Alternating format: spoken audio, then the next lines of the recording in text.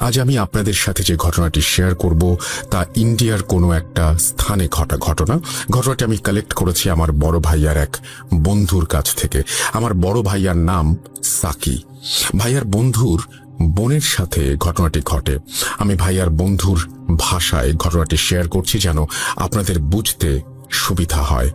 রাসেল ভাই, ঘটনার মাঝে ভুল ত্রুটি থাকলে দয়া করে ক্ষমা সুন্দর দৃষ্টিতে দেখবেন। আমি সরাসরি ঘটনায় চলে যাচ্ছি। ঘটনার সময়কাল আজ থেকে ৮-৯ বছর আগে। আমি তখন সবেমাত্র পড়ালেখা শেষ করে নতুন চাকরিতে জয়েন করেছি। আমার বাড়িতে ছিলেন আমার বাবা, মা আর আমার ছোট বোন লিলি, ছদ্মনাম। লিলি পড়ালেখায় ছিল এতটাই ভালো যে প্রতিটি বোর্ড এক্সামে ট্যালেন্ট পুলে বৃত্তিও পায়। তার স্কুল কলেজের সকলের কাছেই সে খুব পছন্দের একটি মেয়ে ছিল। লিলি স্কুলে থাকতেই সে তার বান্ধবীদের পড়াতে পারত। তার বান্ধবীরা প্রায় দিনই আমাদের বাসায় আসতো লিলির কাছে তাদের পড়া বুঝে নিতে। লিলির ইচ্ছা ছিল সে খুব বড় একজন ডাক্তার হবে। আমার বাবা মাও লিলিকে নিয়ে অনেক আশায় ছিলেন, কেননা লিলির মেধা কোনো সাধারণ মানুষের মতো ছিল না। লেখাপড়ায় খুব ভালো হবার পাশাপাশি খুব শান্ত স্বভাবের মেয়ে ছিল লিলি। আমার পরিবারের সকলেই তাকে অনেক বেশি আদর করত। আমার ছোট মামাও তাদের মধ্যেই একজন ছিলেন। আমার মামা লিলিকে নিজের মেয়ের মতো দেখতেন। আমার মামার বিয়ে হয়েছিল প্রায় 12-13 বছর আগে, কিন্তু ওনাদের কোনো সন্তান ছিল না। লিলিকে তাই তারা অনেক বেশি আদর করতেন। আমার মামা মামি আমাকেও আদর করতেন, কিন্তু লিলির প্রতি তাদের আদরের পরিমাণটা ছিল একটু বেশি। প্রতি ঈদেই তারা লিলির জন্য নানা রকমের উপহার পাঠাতেন। ঈদ বা কোনো উৎসব ছাড়াও তারা প্রায় সময় আমার আর লিলির জন্য অনেক কিছুই পাঠাতেন, কিন্তু লিলির জন্য স্পেশাল ভাবে আরো অনেক কিছু পাঠাতেন। আমার মামা কর্মসূত্রে ইন্ডিয়া থাকতেন, কিন্তু বর্তমানে তিনি মৃত। আমার মামার জন্য আপনারা সবাই আল্লাহর কাছে দোয়া করবেন, তিনি যেন জান্নাতবাসী হন। আমার মামা নিজের জীবনের মায়া ত্যাগ না করলে আজ হয়তো লিলি আমাদের মাঝে বেঁচে থাকতো না। লিলি খুব ভালো ছাত্রী হওয়ার কারণে আমার মামা আমার মাকে প্রস্তাব দেন লিলিকে ইন্ডিয়া নিয়ে গিয়ে লেখাপড়া করানোর। আমার মা একমাত্র মেয়েকে এত দূরে পাঠাতে কিছুতেই রাজি ছিলেন না। আমার মাকে আমি আর আমার বাবা দুজনে মিলে অনেকে বুঝিয়ে রাজি করাই, কেননা এমন সুযোগ সবার ভাগ্যে জোটে না, আর সুযোগ পেলে তা ছেড়ে দেয়া বোকামি ছাড়া আর কিছুই নয়। লিলি ইন্ডিয়া যাবার জন্য এক কথায় রাজি ছিল, কারণ দেশের বাইরে যাবার মতো সুযোগ আমার মামা ছাড়া আমার পরিবারের আর কারোরই হয়ে ওঠেনি। আমার মামা মামি আমার মাকে বলেন তারা লিলিকে নিজের মেয়ের মতো করে রাখবেন আর তার যত্নের কোনো ত্রুটি হতে দেবেন না। আমার মা মন থেকে মেনে না নিলেও তাকে সবার জন্য লিলিকে ইন্ডিয়া পাঠানোর জন্য রাজি হতে হয়। আসলে মায়ের মন সন্তানের জন্য উতলা থাকবে, এটাই তো স্বাভাবিক। লিলিকে ইন্ডিয়া পাঠানোর জন্য যাবতীয় ব্যবস্থা করা হয়, আর কয়েকদিনের মধ্যেই লিলি ইন্ডিয়ায় চলে যায়। লিলি চলে গেলে বাসাটা ফাঁকা ফাঁকা লাগতো। আমি প্রতিদিন তাকে ফোন দিয়ে তার খোঁজ নিতাম। লিলি সেখানে এক মেডিকেলে কোচিংয়ে ভর্তি হয়। এভাবে আস্তে আস্তে 1 বছর পার হয়ে যায়। লিলির মেডিকেল ভর্তি পরীক্ষাও শেষ হয়ে যায়, আর লিলি সেখানে সবার থেকে ভালো মেডিকেল কলেজে ভর্তি হবার সুযোগ পায়। কিন্তু আমার মামা যে শহরে থাকতেন, লিলির মেডিকেল কলেজটি সেই শহর থেকে 125 কিলোমিটার দূরে ছিল। তাই মামা লিলিকে সেই মেডিকেল কলেজের আশেপাশে একটি ছাত্রী হোস্টেল ঠিক করে দেন, আর প্রতি সপ্তাহে একবার করে সেখানে গিয়ে লিলিকে দেখে আসবেন বলে সেই মেডিকেল কলেজে ভর্তি করিয়ে দেন। ক্লাস শুরুর কয়েকদিন আগে লিলি সেই হোস্টেলে চলে যায়। মামা লিলিকে ট্রেনে তুলে দিয়ে বাসায় ফিরে আসেন। বাসায় এসে মামা তার কাজের ফাঁকে প্রায় প্রতি ঘন্টায় লিলিকে ফোন দিয়ে তার খোঁজ খবর নিচ্ছিলেন। লিলিও আল্লাহর রহমতে ভালোভাবেই তার গন্তব্যে পৌঁছে যায়। 10-12 দিন পর লিলি ফোন দিয়ে আমার মামাকে বলে সে একা থাকতে পারছে না, আর তার নাকি খুব খারাপ লাগছে। আমার মামা সেদিনই লিলিকে নিতে সেখানে চলে যান, আর লিলিকে নিয়ে বাসায় ফিরে আসেন। লিলি বলে সে কিছুদিন বাসায় থেকে তারপরে কলেজে ফিরে যাবে। এভাবে 15 দিন পার হয়ে যায়। লিলি তার মেডিকেল কলেজে ফিরে যায়। এবারে সে সেখানে গিয়ে নিজেকে কিছুটা কষ্ট হলেও মানিয়ে নিতে সক্ষম হয়। লিলি হোস্টেলের যে রুমে থাকতো সেই রুমটি ছিল ছোট একটি রুম। হোস্টেলটা হোস্টেলটা খুব বেশি বড় ছিল না, আর রুমগুলো ছোট ছোট ছিল জন্য সকলেই সিঙ্গেল রুম নিয়েই থাকতো। লিলির হোস্টেলের সকলেই ছিল তার কলেজের স্টুডেন্ট, আর প্রায় সকলেই নতুন প্রথম বর্ষে ভর্তি হয়েছিল। হোস্টেলে যে কয়েকজন বড় আপু ছিল তারা লিলি ও তার বান্ধবীদের একটা ব্যাপারে সতর্ক করে দেয়। তারা বলে রাত 3টার পর দরজায় আওয়াজ পেলে দরজা না খুলতে, আর তাদের পড়া নিয়ে কোনো সমস্যা থাকলে তারা চাইলেই আপুদের কাছে হেল্প চাইতে পারবে। দরজা খুলতে না করার কারণ জিজ্ঞাসা করলে আপুরা বলেন, যা বলছি তাই করো, এর বেশি কিছু জানতে চাইবে না। সিনিয়র হিসেবে আমাদের দায়িত্ব তোমাদের জানানোর। আমরা আমাদের দায়িত্ববোধ থেকে তোমাদেরকে কথাটা বললাম, বাকিটা তোমাদের ইচ্ছা। আপুরা চলে গেলে লিলি তার আশেপাশের রুমে কয়েকজনের সাথে পরিচিত হতে থাকে। পরিচিত হয়ে আড্ডা দিতে দিতে রাত 12টা বেজে যায়। লিলি সেদিন তার রুমে ফিরে এসে ঘুমিয়ে পড়ে। পরদিন থেকে নিয়ম করে কলেজে যাওয়া, ক্লাস করা, ক্লাস থেকে ফিরে এসে বান্ধবীদের নিয়ে রান্না করা, খাওয়া, এসবের পর বাকি সময় লিলি লেখাপড়া নিয়ে ব্যস্ত থাকত। লিলির শুরুর দিকে 15 দিনের মতো বাড়িতে থাকায় তার পড়া বুঝতে কিছুটা সমস্যা হচ্ছিল। আপুদের কাছে সাহায্য চাইবে কিনা ভাবতে ভাবতে সে প্রতিদিন রাত জেগে সেই পড়া বোঝার চেষ্টা চালিয়ে যেতে থাকে। প্রতিদিন রাত প্রায় 2:30 পর্যন্ত সে লেখাপড়া করে ঘুমিয়ে যেত। এভাবেই তার দিনকাল ভালোই চলছিল। দেখতে দেখতে তার পরীক্ষার সময় নিকটে চলে আসে বিধায় সে রাত প্রায় 3:30 পর্যন্ত লেখাপড়া শুরু করে। এভাবে একদিন একটা টপিক সে বোঝার চেষ্টা করতে করতে রাত প্রায় 3টা বেজে যায়। 3:15 দিকে তার দরজায় 3বার নক করে কেউ। লিলি বিরক্ত হয়ে দরজা খুলে দেখে একটি মেয়ে দাঁড়িয়ে আছে। সে নিজেকে আঁচল ছদ্মনাম বলে পরিচয় দিয়ে বলে সে 3য় বর্ষে পড়ছে লিলিদের কলেজে, আর সে নাকি এই হোস্টেলেরই 14 নম্বর রুমে থাকে। জুনিয়রদের কিছু বুঝতে অসুবিধা হলে সে সবাইকে নাকি হেল্প করে। তখন লিলির মনে পড়ে যায় আপুদের কথা। আপুরা বলেছিল কোনো বিষয় নিয়ে তাদের কাছে হেল্প চাওয়া যাবে। লিলি মনে মনে একটু খুশি হলো। সে আঁচলকে ভেতরে এনে বসিয়ে তার কিছু পড়া বুঝতে সমস্যা হয় বলায় আঁচল তাকে সবকিছু খুব সহজে আর সুন্দরভাবে বুঝিয়ে দেয়। লিলি খুব খুশি হয় বড় আপুর কাছে সাহায্য পেয়ে। বাসায় ফোন দিয়ে সে আঁচলের কথা জানায়। আমাকে ফোন দিয়েও আঁচলের অনেক প্রশংসা করত লিলি। আঁচল আস্তে আস্তে তাকে রোজ পড়াতে আসতো। লিলির সাথে আঁচল মাঝে মাঝেই নিজের লাইফের কিছু ঘটনা শেয়ার করত। সে বলেছিল তার নাকি বিয়ে হয়ে গেছে আর তার 7 বছরের একটি মেয়ে আছে। তার হাজব্যান্ড কয়েক বছর আগে নাকি রোড অ্যাক্সিডেন্টে মারা যায়। এরপর থেকে আঁচল টিউশন পড়িয়ে নিজের আর মেয়ের খরচ বহন করে। তাকে লিলি জিজ্ঞাসা করে সে এখানে তার মেয়েকে ছাড়া একা কেন আছে। আঁচল লিলিকে বলে তার মেয়ে তার বাবা মার কাছে থাকে। এভাবেই তারা নিজেদের সুখ দুঃখের কথা একে অপরের সাথে শেয়ার করত। আস্তে আস্তে লিলির সাথে আঁচলের অনেক ভালো সম্পর্ক তৈরি হয়। লিলি অনেকটাই আঁচলের ওপর নির্ভরশীল হয়ে পড়ে। কিছুদিন পর কলেজে এক আপুর সাথে বসে লিলি কিছু পড়া বুঝে নিচ্ছিল। সে দেখে দূরে আঁচল দাঁড়িয়ে তার কিছুটা অভিমান নিয়ে তার দিকে তাকিয়ে আছে। লিলির বিষয়টা খারাপ লাগে। তখনই সেখান থেকে উঠে হোস্টেলে চলে আসে। সেদিন রাতে আঁচল আর লিলির কাছে আসেনি। লিলি ভেবেছিল আঁচল হয়তো রাগ করেছে তাই আসেনি। সে একবার আঁচলের রুমে গিয়ে তার সাথে কথা বলবে ভেবে 14 নম্বর রুমের সামনে গিয়ে দেখে রুমে তালা দেয়া। অনেক রাত হওয়ায় সে আরও কারো কাছে কিছু জিজ্ঞাসা করার সুযোগ পায়নি। পরের দিন সকালে আঁচলকে সে কলেজের ক্যান্টিনের একটি চেয়ারে বসে থাকতে দেখে তার কাছে গিয়ে গত রাতে কেন আসেনি বা কেন রুমে ছিল না সেটা জানতে চায়। আঁচল মুচকি হেসে বলে তার মেয়ের জন্মদিন, সেজন্য সে বাড়ি গিয়েছিল, তাই সে আসতে পারেনি। লিলি আঁচলকে আজ আসতে বলে কেননা তার পরীক্ষার জন্য কিছু পড়া বাকি ছিল যা বুঝতে তার সমস্যা হচ্ছিল। আঁচল তাকে আসবে জানিয়ে তার ক্লাসে দেরি হয়ে যাচ্ছে বলে ক্লাসে চলে যায়। লিলিও ক্লাসে যাবার জন্য চেয়ার থেকে উঠে দাঁড়াতেই দেখে তার কয়েকজন বান্ধবী তার কাছ থেকে কিছুটা পেছনে দাঁড়িয়ে আছে।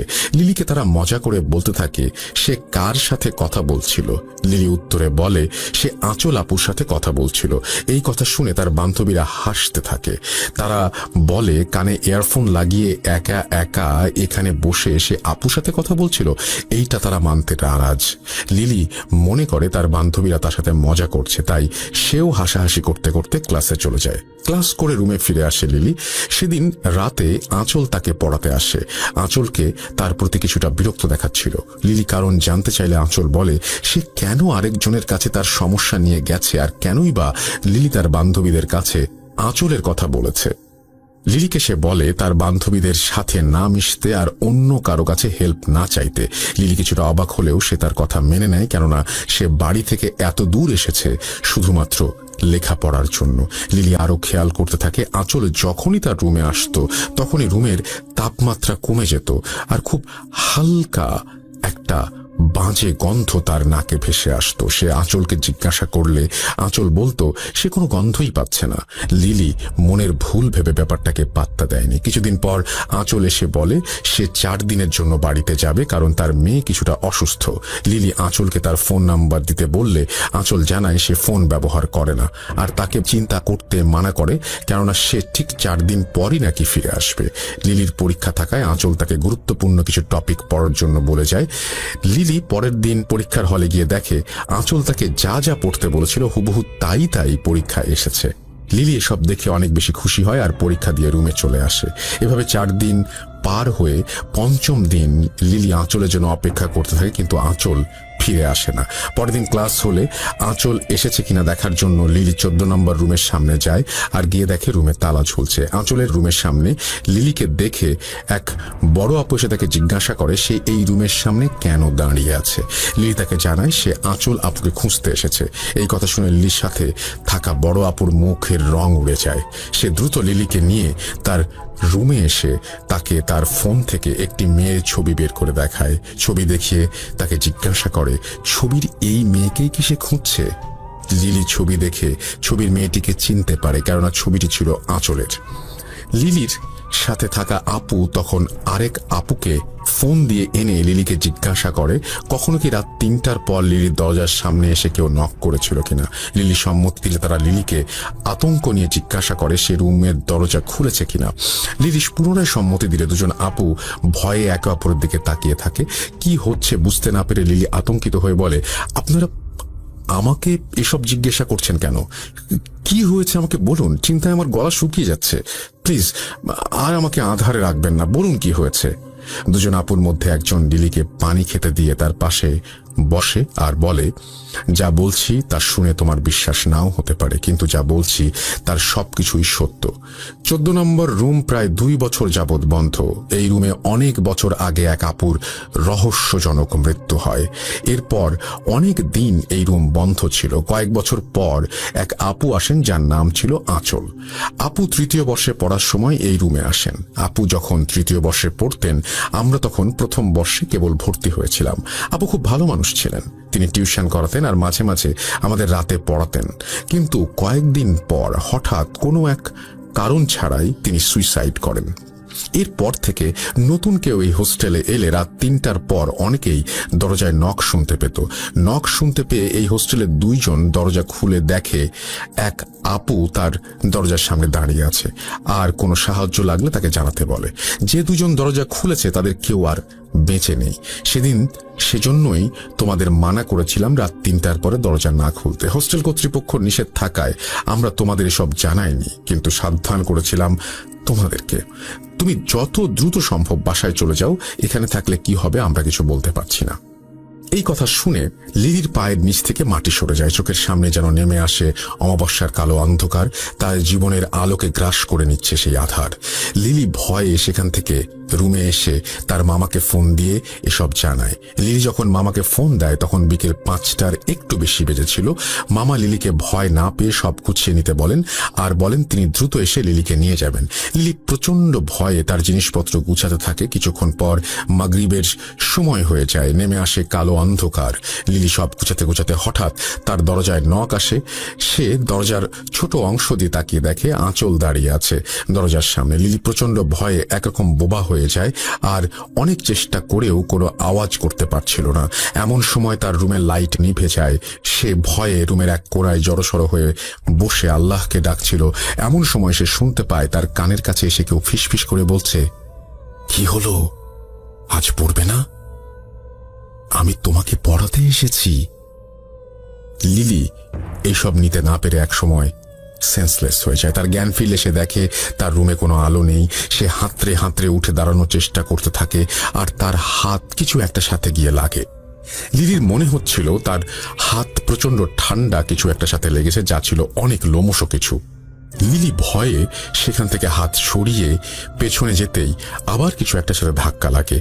লিলি হাত দিয়ে দেখে তার হাত কিছু একটার মুখের মধ্যে লেগে আছে আর তার হাতে আঠারো কিছু একটা লেগে আছে। তখন হুট করে তার রুমের লাইট জ্বলে ওঠে আর লিলি যা দেখে তা দেখার জন্য সে প্রস্তুত ছিল না। লিলির গা সম্পূর্ণ অবশ হয়ে যায় এসব দেখে। লিলি দেখে তার হাতে তাজা রক্ত লেগে আছে আর দুইটি মানুষের মতো কিছু, যাদের গায়ে মেয়েদের মতো কাপড় পরা এবং তাদের মধ্যে একজনের মাথা ঘোড়ার মাথার মতো আর অন্যজনের মাথা কুকুরের মতো। তারা দুজনে লিলির হাতে থাকা রক্ত চেটে চেটে খাচ্ছে আর তাদের চোখ দিয়ে যেন আগুন বের হচ্ছে। তাদের চোখের দিকে তাকিয়ে লিলি সম্মোহিত হয়ে যায় আর চেয়ারে দাঁড়িয়ে তার রুমে থাকা ফ্যানের সাথে ওড়না পেঁচিয়ে সুইসাইড করতে যায়। তার অবস্থা এমন ছিল যেন সে নিজের আয়ত্তের অনেক বাইরে চলে গেছে, নিজের ওপরে থাকা সব ক্ষমতা যেন হারিয়ে ফেলেছে। লিলি গলায় ওড়না পেঁচাতে যাবে এমন সময় তার কানে মামার কণ্ঠ ভেসে আসতেই সে যেন নিজের প্রতি সকল কন্ট্রোল ফিরে পায় আর এক দৌড়ে দরজা খুলে দেয়। মামা রুমে প্রবেশ করে দুইটি অবয়বকে দেখতে পান। মামা রুমে প্রবেশ করার সাথে সাথে রুমের দরজা বন্ধ হয়ে যায় আর কিছুক্ষণ পর আবার রুমের আলো নিভে যায়। লিলি ও মামা দুজনেই শুনতে পায় তাদের কানে কেউ ফিসফিস করে বলছে, লাভ নেই, লাভ নেই। মামা কাঁদতে কাঁদতে বলেন, না, আমার মেয়েকে নিও না, আমার মেয়েকে মেরো না, অনেক ছোট, আমার জীবন নিয়ে নাও, দরকার হলে আমাকে নাও, আমার মেয়েকে ছেড়ে দাও। আমার নিজের সন্তান নেই, এই মেয়েই আমার সবকিছু, ওর কিছু হলে আমি আর আমার স্ত্রী এমনিতেই মরে যাব। এর থেকে আমাকে মেরে আমার মেয়েকে যেতে দাও, দয়া করে আমার মেয়েকে তোমরা মেরো না। মামার কথা শেষ হতে না হতেই প্রচন্ড শব্দে দরজা খুলে যায় আর কেউ যেন লিলিকে দরজার বাইরে ছুঁড়ে ফেলে দেয়। আবার দরজা বন্ধ হয়ে যায়। লিলি ব্যথায় চিৎকার করতে থাকে।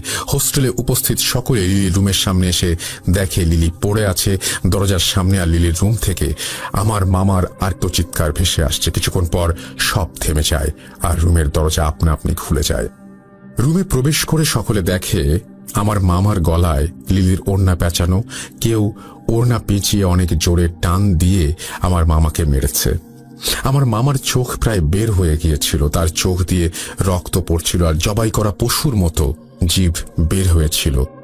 সেদিন হোস্টেলের স্টাফদের সাহায্যে মামার লাশ বাসায় পাঠিয়ে দেয়া হয় আর লিলিকে তার নিজের মেডিকেল কলেজে ভর্তি করা হয়। অনেক সাক্ষী থাকায় কোনো পুলিশ কেস হয়নি। পুলিশ এসে সবার কাছ থেকে স্টেটমেন্ট নিয়ে চলে যায়। কিছুটা সুস্থ হলে লিলি বাংলাদেশে ফিরে আসে। আমার মামি বর্তমানে আমাদের সাথে থাকেন। লিলি তার বাকি পড়াশোনা বাংলাদেশেই শেষ করে আর ডাক্তারি পাশ করে বর্তমানে অস্ট্রেলিয়ায় তার স্বামী সন্তান নিয়ে আছে। কিন্তু সেই ঘটনা সে আজও ভুলতে পারেনি। এখনো মাঝে মাঝে আমার মামাকে স্বপ্নে সেদিনের অবস্থায় দেখে সে চিৎকার দিয়ে ওঠে। আমি ও আমার পরিবার আমার মামার প্রতি চরম কৃতজ্ঞ, কেননা আমার আদরের ছোট বোন আমার মামার জন্যই আজ পৃথিবীর আলো বাতাস উপভোগ করছে। এই বলে আমার ভাইয়ার বন্ধু তার বোনের সাথে ঘটা ঘটনাটি শেষ করেন। ঘটনাটি বাস্তব জীবনে ঘটে যাওয়া একটি ঘটনা। ঘটনাটি লিসনারদের কাছে কেমন লেগেছে জানাবেন, আমি জানি না, কিন্তু যার সাথে ঘটনা ঘটছে তার জায়গায় নিজেকে একবার রেখেই দেখুন কেমন লাগে। রাসেল ভাই, এই ছিল আমার ঘটনা। সবশেষে লিসনারদের কাছে আমার একটাই অনুরোধ, আর তা হলো দয়া করে সবাই স্বাস্থ্যবিধি মেনে চলুন। আমরা এই পৃথিবীকে আর মৃত্যুপুরী হিসেবে দেখতে চাই না। আমরা আবার আমাদের আগের পৃথিবী ফিরে পেতে চাই। অনেক ধন্যবাদ কষ্ট করে ইমেলটি পড়ার জন্য। আমি সিফাত আবারও ফিরে আসব নতুন কোনো ঘটনা নিয়ে আপনাদের কাছে। আসসালামু আলাইকুম রাসেল ভাই ও প্রিয় লিসেনার। যেভাবে লেখা আছে আমি সেভাবেই পড়ছি। আসসালামু আলাইকুম রাসেল ভাইয়া, পারিবারিক কারণে দয়া করে আপনি আমার নাম এবং পরিচয় প্রকাশ করবেন না। এরপরে তিনি তার নাম এবং পরিচয় শেয়ার করেছেন, আমি সেটা প্রকাশ করলাম না। মানুষের জীবনের রহস্য অনেকটা গোলক ধাঁধার মতো, কখনো সেই গোলক ধাঁধার উত্তর মেলে, কখনো মেলে না। আমার জীবনের গল্প অনেকটা সেরকমই।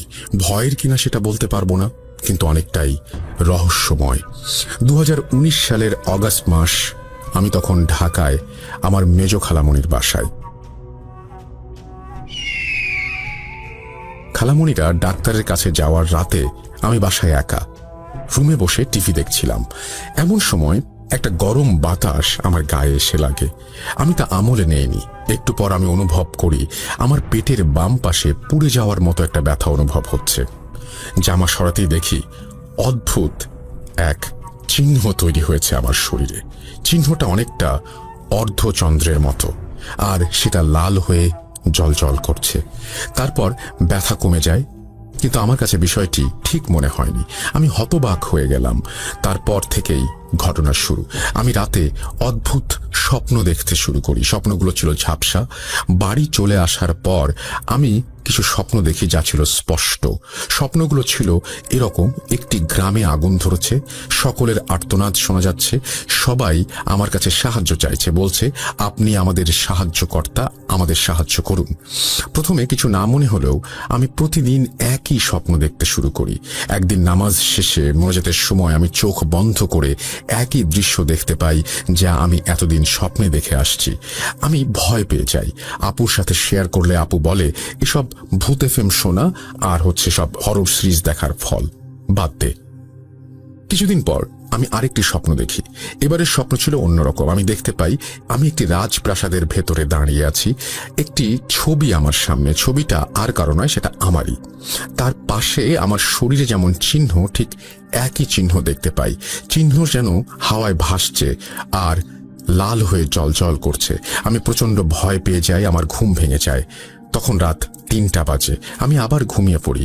আবার নতুন করে স্বপ্ন দেখতে শুরু করি। এবার দেখতে পারি প্রাসাদে একজন বৃদ্ধ মহিলা দাঁড়িয়ে আছে। তিনি আমাকে অনেক সম্মান দিয়ে বলছেন, আপনার জন্যই তো অপেক্ষা করছিলাম, আপনি ভেতরে আসুন, আপনার দায়িত্ব আমাদের সকলকে রক্ষা করা, আপনাকে আপনার কর্তব্য পালন করতে হবে, আপনাকে এখানে আসতেই হবে। একদিকে গ্রামের মানুষের আর্তনাদ, অন্যদিকে বৃদ্ধার কথা। আমি কাঁদতে শুরু করি। আমার ঘুম ভেঙে যায়। আমি দেখি সত্যি সত্যি আমার চোখ দিয়ে পানি পড়ছে। তারপর প্রায় 1 বছর আমি কোনো স্বপ্ন দেখিনি। কিছুদিন আগের কথা, আমি শুয়ে আছি একা একা একটা রুমে। হঠাৎ কারেন্ট চলে গেল। রুমের সাথে একটি জানালা আছে। জানালার থাই গ্লাসে আমি স্পষ্ট হাত দিয়ে ঠক ঠক করার আওয়াজ শুনতে পাই।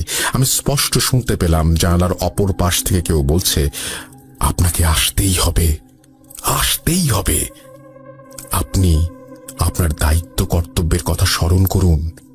ঠিক তখনই ইলেকট্রিসিটি চলে আসে। কিন্তু এবার কেন যেন আমি বিন্দু মাত্র ভয় পাইনি। তারপর আবার নতুন করে স্বপ্ন দেখতে শুরু করি। দেখতে পাই আমি গ্রামের মানুষকে সাহায্য করার জন্য এগিয়ে যাচ্ছি। হঠাৎ করে আমি পড়ে যাই, বেশ ব্যথা পাই। সকালে উঠে আমার হাতে পায়ে দেখি যে রক্ত জমাট বেঁধে নীল হয়ে আছে। এমন ঘটনা আমার সাথে প্রতিনিয়ত হচ্ছে। আমি জানি না কেন তারা আমার কাছে সাহায্য চায়, তারা কারা, চিহ্নটা আসলে কিসের, যেই চিহ্ন এখনো আমার শরীরে রয়েছে।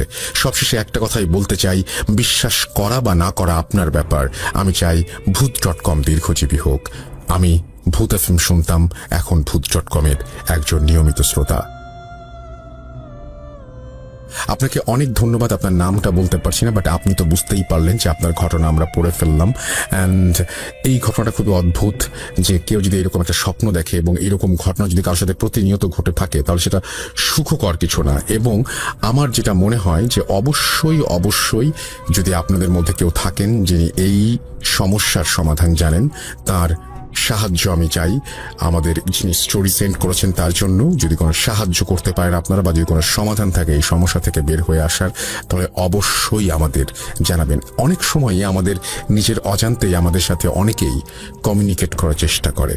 কেউ কেউ সেটা বোঝে, কেউ কেউ বোঝে না। অনেক সময় দেখা যায় না যে হঠাৎ করেই কারো কথা আমাদের মনে পড়লো, কেউ হয়তো কিছু একটা বলছে, এরকম অনেক সময় আপনার চিন্তা হতেও পারে। এটা সাইকিয়াট্রিস্ট বা যারা হচ্ছে সাইকোলজিস্ট তারা অনেক সময় বলেন। আমি এটা আমার মতন করে বলছি যে অনেকেই অনেক সময় টেলিপ্যাথি করে আপনার সাথে কমিউনিকেট করার চেষ্টা করে। এটা হতেই পারে। যেমন আমি একটা কথা যেন পড়েছিলাম যে মানুষের সাথে গাছের অনেক মিল, মানে জিনের দিক দিয়ে। আমি জানি না সত্য মিথ্যা, আমি পড়েছিলাম একটা জায়গায় একটা বইয়ে। তো এখন এরকম কি হয় কখনো যে কোনো গাছ, আপনার জানালার পাশে কোনো একটা গাছ রয়েছে, সেই গাছটি কোনোভাবে টেলিপ্যাথির মাধ্যমে আপনার সাথে কমিউনিকেট করার চেষ্টা করছে? আমি জানি না, একেবারেই কথার কথা বলছি, পুরোপুরি পাগলের প্রলাপ বলে মনে হতে পারে, বাট মানে হতেই তো পারে যে এরকম একটা ঘটনা আপনার সাথে ঘটছে। সেক্ষেত্রে আপনি কি করবেন? বা কেউ আপনাকে আসলে কোনো কিছু জানাতে চাইছে টেলিপ্যাথির মাধ্যমে, সে হয়তো এই ভুবনের কেউ বা সে হয়তো অন্য কোনো পৃথিবীর, কিন্তু সে কমিউনিকেট করার চেষ্টা করছে আপনার সাথে। তখন আপনি কি করবেন? আপনি অনেক সময় মনে হয় টের পান, চিন্তা করলে কারো কারো চিন্তা হুট করে এসেই চিন্তায় বাধা দেয়। কেউ যেন আপনাকে কিছু বলছে, কেউ যেন আপনাকে কোনো কিছু করতে বলছে। আপনি তখন সহসাই বলেন, আমার মন বলছে এটা করা উচিত। কোনো কোনো সময় আপনি আপনার মনের সাথে কথা বলেন। খুব অদ্ভুত কিন্তু ব্যাপারটা। আমি জানি যে এরকম অসংখ্য ঘটনা আপনাদের কাছেও আছে। যদি থাকে তাহলে লিখে পাঠান আমাদের কাছে। আমাদের ইমেল অ্যাড্রেস হচ্ছে russell.booth.com@gmail.com। আপনার ঘটনার অপেক্ষায় থাকলাম। আমরা চলে যাব আমাদের পরবর্তী ঘটনায়। যেভাবে লেখা আছে আমি সেভাবেই পড়ছি। আসসালামু আলাইকুম রাসেল ভাই ও প্রিয় শ্রোতা বন্ধুরা, কেমন আছেন সবাই? আশা করি ভালো আছেন। আমি মোহাম্মদ সাবিত আলম বলছি ময়মনসিংহ থেকে। আমি শুরুতেই রাসেল ভাইকে অসংখ্য ধন্যবাদ দিতে চাই। এপিসোড ৭৭, ৭৮, ৭৯-তে আমার ৩টি ঘটনা পড়ে শোনাবার জন্য। এত ইন্সপিরেশন পেলে আসলে ঘটনা কালেক্ট করার ইচ্ছা অনেক বেড়ে যায়। যাই হোক রাসেল ভাই, ফিরে আসি আজকের ঘটনা কালেক্ট করার কথায়। আমার মনে আছে আমি এপিসোড ৭৭-এ একজন খ্রিস্টান ফাদারের এক্সোরসিজমের ঘটনা শেয়ার করেছিলাম। আমার ঘটনাটি আমার কাছের কয়েকজন মানুষ পছন্দ করে আমাকে বলেছিল আমি যেন এরকম ঘটনা আরো শেয়ার করি। আসলে খ্রিস্টান ফাদারদের ঘটনা বাংলাদেশে তেমন একটা শোনা যায় না, তাই কোথা থেকে কালেক্ট করব ভাবতে ভাবতে বেরিয়ে পড়লাম ঘটনা কালেক্ট করার জন্য। কিন্তু হতাশ হয়ে ফিরি। শহরের চার্চ আর কয়েকটি বাইরের চার্চে গিয়েও কিছু পাইনি। হয়তো ওনারা বলতে চান না, তাই এড়িয়ে যান আমার কথায়। কিন্তু কে জানতো ঘটনা আমার চোখের সামনেই ছিল। কেন বলছি শুনুন তবে। আজকের ঘটনাটি শুনি আমার এক বন্ধুর কাছে। ওর নাম আমি ছদ্মনাম হিসেবে সাইমন বলছি।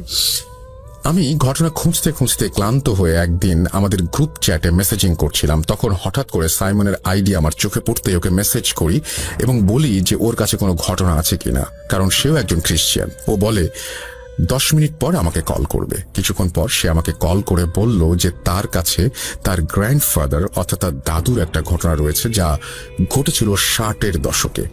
তার দাদা এখন বেঁচে নেই, কিন্তু সাইমন আমাকে বলেছে তার দাদা জীবদ্দশায় এমন অনেক ঘটনা বহুবার তার নাতনি নাতনিদের বলেছিলেন।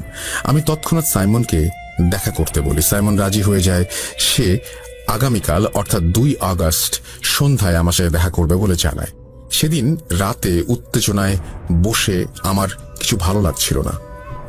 ভোরের আজান হবার পর আমি ঘুমিয়ে যাই। বিকেলবেলা ঘুম থেকে উঠে আমি খাওয়া দাওয়া শেষ করে অপেক্ষা করতে থাকি। সন্ধ্যার আগে আগেই বাসা থেকে বেরিয়ে টিউশনিতে গিয়ে ছাত্রদের পড়া শেষ করে সাইমনের সাথে দেখা করব ভেবেছিলাম। কিন্তু সেদিন আমার এতটাই এক্সাইটমেন্ট কাজ করছিল যে আমি আর বেশি সময় পড়াতে পারিনি। মাগরিবের আজানের পর আমি সাইমনকে কল করি। সে আমাকে বলে সে থানার ঘাট আসবে আর তার নাকি 30 মিনিট সময় লাগবে। থানার ঘাট আমার টিউশন এরিয়া থেকে বেশ দূরে না হওয়ায় আমি খুশি হলাম আর হেঁটে হেঁটে চলে গেলাম সেখানে। থানার ঘাটে পৌঁছে আমি আমার পরিচিত চায়ের দোকান থেকে চা বানিয়ে নিয়ে নদীর পাড়ে একটা সিঁড়িতে বসে চা খাচ্ছিলাম। যেহেতু লকডাউন তাই শহরের ভেতর দেখা করা যায়নি। কিছুটা নিরিবিলি হওয়ায় থানার ঘাট আমার বেশ ভালো চয়েস বলে মনে হলো। এদিকে মানুষও কিছুটা কম থাকায় ঘটনা শুনতে বেশ সমস্যা হবে ভেবে আমি খুশি হচ্ছিলাম। আমি বসে আছি 10 মিনিট। হঠাৎ আমার ফোনে কল এলো সাইমনের এবং সে বলল সে চলে এসেছে। আমার লোকেশন থেকে কয়েক কদম দূরে থাকায় আমি ওকে সামনে এগোতে বললাম। দোকানে এসে ওর জন্য চা নিয়ে বসলাম। সাইমন এলো, কুশল বিনিময় করে চা খেতে দিলাম আর জিজ্ঞাসা করলাম ওর দাদার ঘটনা কি। ওকে এও বলি যে আমি ভূত.com-এ ঘটনাটি শেয়ার করব, তার অনুমতি আছে কিনা। সে তখন আমাকে একটাই শর্ত দিল যে তার নাম তার জায়গা গোপন রেখে আমি যদি শেয়ার করতে পারি তবেই সে আমাকে ঘটনাটি বলবে। আমি রাজি হয়ে যাই আর ওকে শুরু করতে বলি ওর দাদুর ঘটনাটি। সাইমন চা খেতে খেতে ঘটনাটি বলেছিল ওর দাদুর ভাষায়। আমিও ঘটনাটি ওর দাদুর ভাষাতেই আপনাদের সামনে উপস্থাপন করছি আর অনিচ্ছাকৃত ভুলের জন্য আগেই ক্ষমা চেয়ে নিচ্ছি। চলুন চলে যাই সাইমনের দাদা এরিকের ঘটনায়। আমার নাম এরিক। আমার বাবা একজন কৃষক ছিলেন আর উনি ছোটবেলা থেকেই ওনার বাবা অর্থাৎ আমার দাদুর কাছ থেকে কবিরাজি দীক্ষায় দীক্ষিত হয়েছিলেন। আমার দাদু ও আমার বাবা এলাকার অনেক নামী ব্যক্তি ছিলেন। মানুষের রোগ ব্যাধির চিকিৎসাও তারা করতেন। আমার দাদু ডেভিলের আসরের চিকিৎসাও করতেন। আমার বাবা দাদুর কাছ থেকে শিখে একই সাথে তারা দুজন মিলে এই কাজগুলি করতেন। বিনিময়ে ওনারা কোনো টাকা পয়সা না নিয়ে ভাতের চাল, ধান এবং শাকসবজি নিয়ে থাকতেন। গ্রামের মানুষও তাদের ওপর বেশ খুশি ছিল। একদিন গ্রামে এক ভিনদেশী লোকের আগমন ঘটে, একজন শয়তানের পূজারীর। সে আমাদের এলাকার চার্চ থেকে কিছুটা দূরে তার আস্তানা করে বসে। কবিরাজ গ্রামে এলে তাকে সেখান থেকে তাড়ানোর মতো সাহস কারো ছিল না, কারণ তার নাকি কিছু অলৌকিক ক্ষমতা রয়েছে। সে মানুষের ইচ্ছা নাকি পূরণ করে দিতে পারত, আর সে যার ইচ্ছা পূরণ করত তাকে নাকি খুব বড় কিছু বা খুব কঠিন কিছু দিয়ে সেই ইচ্ছের দাম চুকাতে হতো। আর তার বাসস্থান সে খুব ভয়ঙ্করভাবে সাজিয়েছিল বলে সবাই বলতো। ছনের ঝুপড়ির ছাদের ওপর শিংওয়ালা কোনো এক কঙ্কালের মাথা পতাকার মতো একটি স্ট্যান্ডে লাগানো ছিল। সেই কবিরাজ সেখানে একা থাকলে আশেপাশের মানুষ গেলে শুনতে পেত সে অনেকগুলো মানুষ একসাথে মন্ত্র পড়লে যেমন শোনা যায় ঠিক তেমন শোনা যেত। আর ঝুপড়ির ঘরের চারপাশে সাদা কোনো কিছুর গুঁড়োর ঘের দেওয়া ছিল, আর ঘেরের ওপর আগুন জ্বালিয়ে রাখা হতো। আর তার বাসস্থান সামনে দিয়ে গেলে অনেকেই শুনতে পেত কেউ ফিসফিস করে তার নাম ধরে ডাকছে আর ফিসফিস করে বলছে, এসো আমার কাছে, যা চাইবে তাই পাবে, এসো এসো এসো আমার কাছে। এসব শুনে মানুষ ভয় সেখানে যেত না। এদিকে গ্রামের এক দম্পতি ছিল। আমাদের আদিবাসীরা মাতৃতান্ত্রিক হওয়ায় বাবার নামে কম লোকে চিনত, তাই সেই দম্পতি স্ত্রীর নামে অর্থাৎ মেরি দম্পতি হিসেবে সবাই চিনত। মেরি দম্পতি বিয়ের 7-8 বছরেও তাদের কোনো সন্তান ছিল না, কিন্তু তারা প্রচণ্ড ধর্মভীরু হওয়ায় নিয়মিত চার্চে গডের আরাধনা করত আর ভালো ভালো কাজ করত। কিন্তু এক পর্যায়ে গডের ওপর তারা রুষ্ট হয়ে যান আর চলে যান সেই শয়তানের পূজারীর কাছে, কারণ এত আরাধনার পর গড তাদের কোনো সন্তান দেননি। কিন্তু তারা জানতেন না যে গডের ওপর আস্থা হারিয়ে তারা শুধু নিজেদের বিপদই না, পুরো গ্রামের জন্য বিপদ ডেকে এনেছেন। তারা সেই শয়তানের পূজারীর কাছে একটি বাচ্চার জন্য আকুল আবেদন করতে থাকে, আর সেই কবিরাজ তাদের সাহায্য করবে বলে জানায়। কিন্তু এর জন্য তাকে খুব বড় একটি কঠিন কিছু করতে হবে সেটা জানায়। সন্তান প্রাপ্তির প্রবল ইচ্ছায় তারা কি দিতে হবে না ভেবে কবিরাজের কথায় রাজি হয়ে যায়। কবিরাজ তাদের 1 মাস পরে চন্দ্রগ্রহণের সন্ধ্যায় আসতে বলে, আর কিছু জিনিসের কথা বলে যা তাদের জোগাড় করে আনতে বলা হয়। সেগুলো ছিল সদ্য জবাই করা মহিষের মাথা, কেরোসিন তেল, ভেড়ার লোমের সলতে, আর একটা সম্পূর্ণ সাদা ছাগলের বাচ্চা যার বয়স 5 মাসের বেশি হওয়া যাবে না। মেরি দম্পতি সব জোগাড় যন্ত্র করে চন্দ্রগ্রহণের সন্ধ্যায় সেই কবিরাজের কাছে যায়। কবিরাজ তাদের একটি গোল বৃত্তে বসতে বলে। তারা বৃত্তে বসার পরে কবিরাজ সেই মহিষের মাথা কেরোসিন তেলে ডুবিয়ে রাখে, আর কিছুক্ষণ পর সেটি তুলে বৃত্তের মাঝে ভেড়ার লোমের সলতে দিয়ে মুড়িয়ে সেখানে আগুন ধরিয়ে দেয়। এরপর কিছু রিচুয়াল করে সেই সাদা ছাগলটিকে স্যাক্রিফাইস করে। 2টা মাটির পেয়ালায় রক্ত রেখে সেই আগুন থেকে কিছুটা ছাই তুলে পেয়ালায় মিশিয়ে খেতে বলে। খাওয়া শুরুর আগে কবিরাজ তাদের বলে যখন সময় আসবে সে তাদের কাছে তার পাওনা চাইবে, আর সেই পাওনা তাদের দিতেই হবে। কিসের পাওনা জিজ্ঞেস করলে কবিরাজ বলেন তাদের সন্তান হবে কবিরাজের রিচুয়ালের মাধ্যমে, তাই তার পেমেন্ট হিসেবে তাকে কিছু দিতে হবে, কিন্তু কি দিতে হবে সেটি নাকি কবিরাজ সময় এলেই চাইবে। মেরি দম্পতি রাজি হলে তাদের রক্ত খাওয়ানোর পরে কবিরাজ বলে আজ ভোর রাতে তাদের বাসার পেছনের জমিতে একটি পাখি মরে থাকবে, তারা যেন সেটিকে নিয়ে এসে ভালোভাবে রান্না করে সেটি দুজন মিলে খায়। তারা সম্মতি জানিয়ে চলে যায় সেদিনের মতো। এরপর 1 মাস কেটে যায়। একদিন মেরি ফ্যামিলির বাসা থেকে আমাদের বাসায় মিষ্টি আসে। এত জলদি ফল পেয়ে খুশিতে তারা যেন আত্মহারা হয়ে গিয়েছিল। দেখতে দেখতে দিন চলে যায়, আর মেরি ফ্যামিলির ঘর আলো করে একটি মেয়ে সন্তানের জন্ম হয়। মেয়েটার নাম তারা মারিয়া রাখে। মেয়েটি জন্মের পর তার বাম কাঁধে একটি জন্ম দাগ দেখতে পায় তারা, যা ছিল একটি অর্ধচন্দ্রাকৃতি। আস্তে আস্তে 7 বছর কেটে যায়। মারিয়াও বড় হতে থাকে, আর মারিয়ার বাবা মা সেই কবিরাজের কথা ভুলে যায়। কিন্তু মারিয়ার 7 বছর পূর্ণ হবার পর মারিয়ার মাঝে কিছু পরিবর্তন লক্ষ্য করা যায়। সেগুলো হচ্ছে খুব রাতে সে একা বাইরে বেরিয়ে যেত, রুমে কারো সাথে কথা বলতো না, আর একা খেলতো। তার মা বাবা এটা দেখে তাকে জিজ্ঞেস করে যে সে কার সাথে কথা বলে। মারিয়া নাকি তখন খুব ভায়োলেন্ট হয়ে যেত আর চিৎকার করে ঘরের জিনিসপত্র ভাঙচুর করত। মারিয়া এছাড়াও সন্ধেবেলা নাকি সেই কবিরাজের বাড়িতে চলে যেত। মারিয়ার ভেতর কোনো সমস্যা আছে এই ভেবে মারিয়ার মা বাবা তাকে সেই কবিরাজের কাছে নিয়ে যায়, আর কবিরাজ তাদের যা বলে সেটি শুনে মেরি দম্পতির হুঁশ উড়ে গিয়েছিল। কবিরাজ তাদের বলে তাদের মেয়ে হচ্ছে ডেভিলের মেয়ে। মেয়ের কাঁধে যে বার্থ মার্ক ছিল সেটি নাকি ডেভিলের মার্ক, আর সে নাকি ডেভিলের বংশধর। কবিরাজ তাদের আরও জানায় সে বহু সাধনা করে ঈশ্বরের ভক্ত কোনো দম্পতি খুঁজছিল যারা ঈশ্বরকে ত্যাগ করে শয়তানের সান্নিধ্যে আসবে, আর তাদের সাথে রিচুয়াল করে সেই কবিরাজ একটি ডেভিলের বংশধর বানাবে আর তাকে দিয়ে সে কাজ করাবে। কবিরাজ এরপর তাকে বলে যে মারিয়ার বয়স 15 বছর হলে ম্যারি দম্পতি যেন মারিয়াকে তার কাছে নিয়ে যায়। 15 বছর সন্তান প্রাপ্তির আনন্দ দান করায় এটাই ছিল নাকি কবিরাজের পেমেন্ট। এই কথা শুনে মেরি দম্পতি প্রচন্ড রেগে যায় আর সেই কবিরাজকে গ্রাম থেকে বের করে দেওয়ার হুমকি দেয়। আর তারা এও জানায় মারিয়াকে তারা কবিরাজের কাছে কিছুতেই দিয়ে আসবে না। কবিরাজ এই কথা শুনে রেগে যায় আর তাদের বংশ শেষ করে দেবে বলে হুমকি দেয়। কথা কাটাকাটির এক পর্যায়ে মেরি দম্পতি সেখান থেকে চলে আসেন আর ঈশ্বর বিমুখিতার জন্য চার্চে এসে মাফ চায় আর চার্চের ফাদারের কাছে কনফেস করে তাদের পাপের কথা। চার্চের ফাদার সব শুনে আরও কয়েকজন ফাদারের সাথে পরামর্শ করেন, যাদের মধ্যে আমার দাদুও ছিলেন। তারা মারিয়াকে দেখবে আর সেই শয়তানের ছায়াতল থেকে তাকে বাঁচাবে বলে ঠিক করে। যত যাই হোক, সে তো মানুষের সন্তান, মানুষেরই জীবন তার ভেতর।